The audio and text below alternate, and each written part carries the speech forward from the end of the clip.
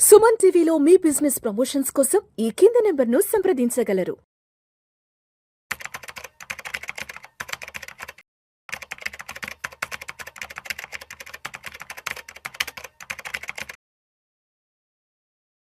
అనిల్ గారు నమస్తే సార్. నమస్తే విష్ణు గారు. Welcome to Vishnu talks. Thank you అండి. సార్ ఒక చిన్న కేస్ స్టడీ తీసుకుందాం, సింప్లిఫైగా మాట్లాడుకుందాం. ఫర్ ఎగ్జాంపుల్ ఇప్పుడు ఒక 30 సంవత్సరాలు ఉన్న వ్యక్తి నెలకి ₹1,00,000 సంపాదిస్తున్నాడు. సరే ఇప్పటి నుంచే తను ఒక రిటైర్మెంట్ ప్లానింగ్ అనుకున్నాడు. సరే ఇంకొక 30 ఇయర్స్కి అంటే తను 60వ ఏట రిటైర్డ్ అవుతాడు కదా. సరే ఇంక ఇప్పుడున్న ఖర్చుల్ని భవిష్యత్తు ఖర్చుల్ని అన్నింటినీ తను ఆలోచన చేసుకొని తన 60వ ఏట తాను ఒక 10 కోట్ల రూపాయల కార్పస్ని వెల్త్ని క్రియేట్ చేయాలి అని అనుకుంటే ఆ ఫైనాన్షియల్ ప్లానింగ్ అనేది ఎలా ఉండాలి అంటారు? నెక్స్ట్ 30 సంవత్సరాల ఫైనాన్షియల్ జర్నీ ఎలా సాగాలి? ఆ 10 కోట్ల రూపాయల కార్పస్ని ఆ రోజుకి క్రియేట్ చేసుకోవాలి అంటే ఆ రోజుటికి 10 కోట్ల విలువైంది, ఆ 10 కోట్లు ఎందుకు పనికొస్తుందో కూడా చెప్పగలరు. సో మనం ఎక్కువ మటుకు ఏంటంటే 30 ఏజ్ వరకు ఈ కాలంలో చూస్తే పెళ్ళైపోయి ఉంటుంది, భార్యాభర్తలు ఇద్దరు పనిచేస్తూ ఉంటారు. Most of the time double income స్టేజ్కి వచ్చేస్తూ ఉంటారు. అలాంటప్పుడు ఏంటంటే నీకు సేవింగ్ ఆప్షన్ కూడా డీసెంట్గా ఉంటుంది. అప్పటికి ఫస్ట్ అబ్బాయి అమ్మాయి పుట్టే అవకాశం తక్కువ. సో 31, 32 దగ్గర పిల్లలు వచ్చే టయానికి కూడా కొంచెం అడిషనల్గా సేవింగ్ ఆప్షన్ ఉంటుంది. అలాంటి వ్యక్తులు 10 కోట్లు కార్పస్ క్రియేట్ చేయడము నా వల్ల కాదు, ఇంపాసిబుల్ అనుకునే వాళ్ళు చాలామంది ఉంటారు.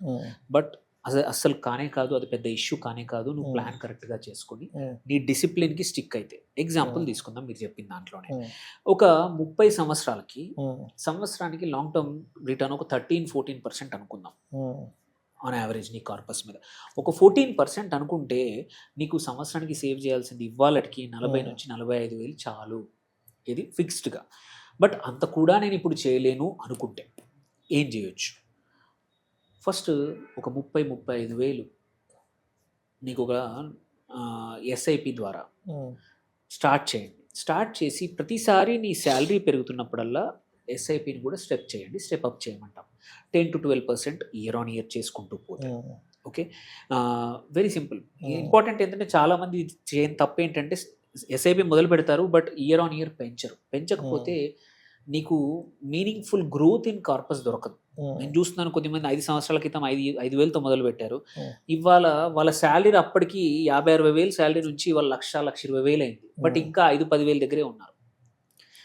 నీకు శాలరీ పెరిగినప్పుడు నీ ఇన్వెస్ట్మెంట్స్ అది కూడా అంతే ప్రపోర్షనల్. అందుకోసమే అది మర్చిపోకుండా step up every year 5%, 10% automatic పెరిగితే ఏంటంటే తెలియకుండానే నీ వెల్త్ కూడా అంతే ప్రపోర్షన్లో పెరుగుతుంది. అది ఫస్ట్ థింగ్ చేయాల్సిన ఇంపార్టెంట్ విషయం అన్నమాట. దెన్ చాలామంది ఏంటంటే మిస్ అవుతారు ఏంటంటే అలొకేషన్.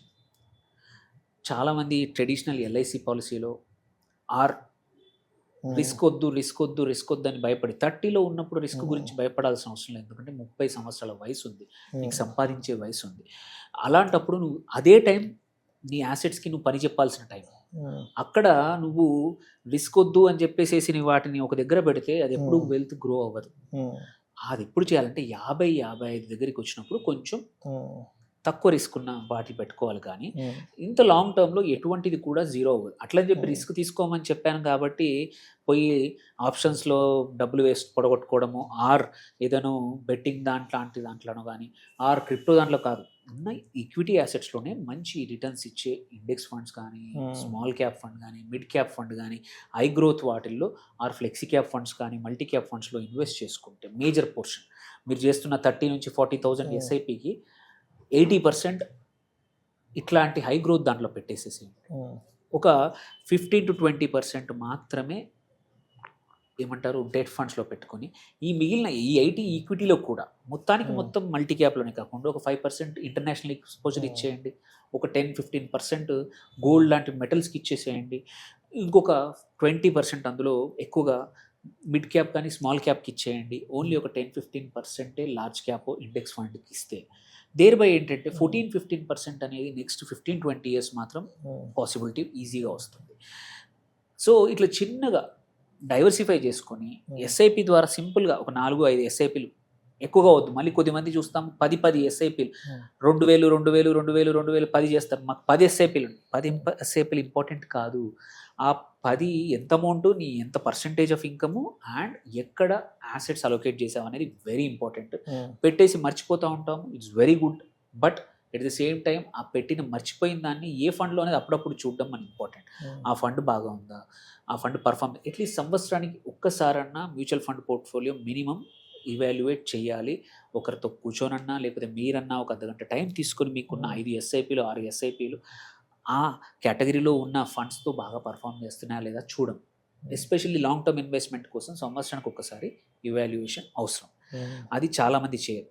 అదే సేమ్ ఇట్లా స్టార్ట్ చేసినప్పుడు ఏంటంటే అగ్రెసివ్గా మొదలుపెట్టండి. 30sలో 45-50కి వచ్చినప్పుడు కొంచెం ఈ హయ్యర్ రిస్క్ ఉన్న స్మాల్ క్యాప్స్ నుంచి తగ్గండి, ఆర్ ఇంటర్నేషనల్ నుంచి తగ్గండి, ఆర్ క్రిప్టో నుంచి 5-10% అన్న అదా నుంచి తగ్గండి. తగ్గి మోర్ లార్జ్ క్యాప్ కానీ ఆర్ హైబ్రిడ్ ఫండ్ సైడ్ రండి.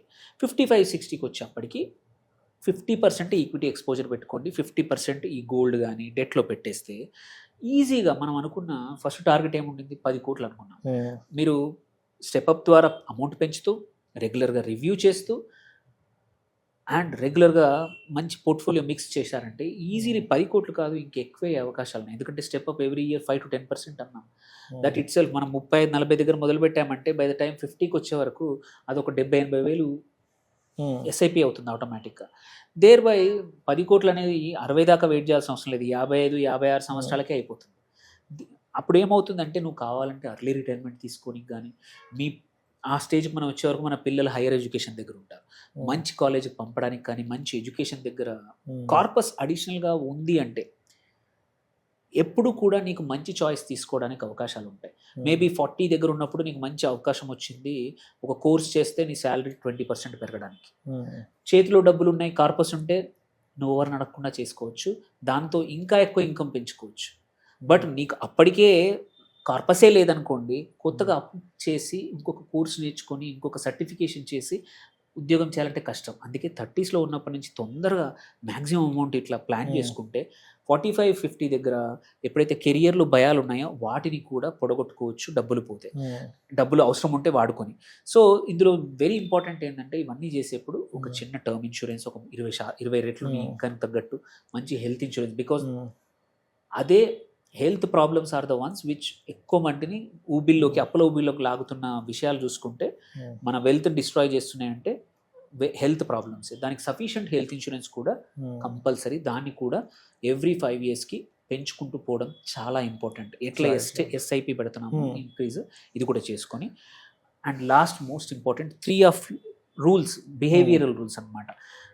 ఎంత ప్లానింగ్ నంబర్స్ ఎంత ఇంపార్టెంటో, ఎటువంటి ఫండ్స్ ఇంపార్టెంటో, దాంతోపాటు బిహేవియర్ అంతే ఇంపార్టెంట్. ఇవన్నీ బాగా ఉండి నీ బిహేవియర్ బాగాలేకపోతే నీ ఇన్వెస్ట్మెంట్ ఎప్పుడు రీచ్ అవ్వదు. ఒకటి, నువ్వు అనుకున్న గోల్కి స్టిక్ అవ్వడం, బిగ్ బ్రేక్స్ తీసుకోవద్దు.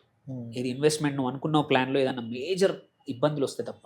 మార్కెట్ క్రాష్ అయినప్పుడు ఎస్ఐపి ఆపేసి మార్కెట్ పెరిగేటప్పుడు మళ్ళీ ఎస్ఐపి పెట్టడం యూజ్లెస్. సో ఇలాంటి కొన్ని బిహేవియర్స్, మళ్ళీ heavy concentration on risky assets మీద పెట్టకుండా, F&O అనే ట్రాప్ పడకుండా, గ్యాంబ్లింగ్ వైపు వెళ్లకుండా, బోరింగ్ ఇన్వెస్ట్మెంట్ ఉన్న వాటికి స్టిక్ అవుతూ ఉంటే, ఇయర్లీ వన్స్ రివ్యూ చేసుకుంటే పక్కా నీ నువ్వు ఎస్ఐపి 30,000తో చేసేప్పటికి బై ద టైం 55 అయ్యేవరకు అదే ఒక ₹1,00,000 పైన ఎస్ఐపి అవుతుంది. మీరన్న 10 కోట్లు చాలా ముందుగానే రీచ్ అవ్వచ్చు చిన్న ప్లాన్తో. ఇంకేమైనా క్వశ్చన్స్ ఉంటే we can always answer. Yes sir. Thank you sir. Thank you so much. Thank you.